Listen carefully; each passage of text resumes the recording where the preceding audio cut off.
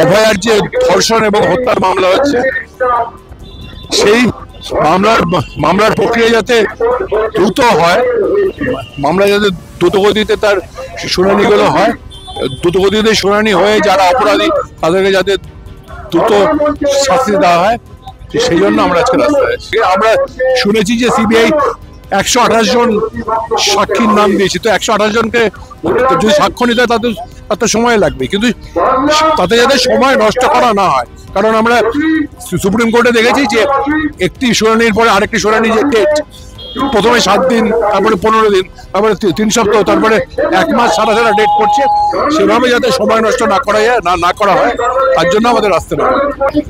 আমরা তো প্রথমেই বলেছিলাম আর কতদিন, কিন্তু যতদিনই হোক আমরা রাস্তায় থাকবো। প্রকৃত দোষী এবং খুনি যারা, তারা যদি মনে করে তারা নিস্তার পেয়ে যাবে, না, আমরা হুঁশিয়ারি দিতে এসেছি এখানে যে তোমাদের নিস্তার নেই, আমরা এখনো সজাগ আছি।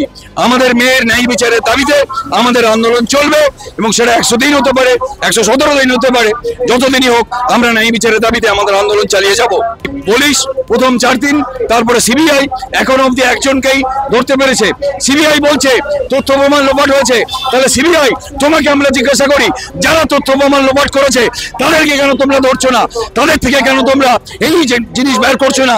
কারা প্রকৃত দোষী এবং খুনি?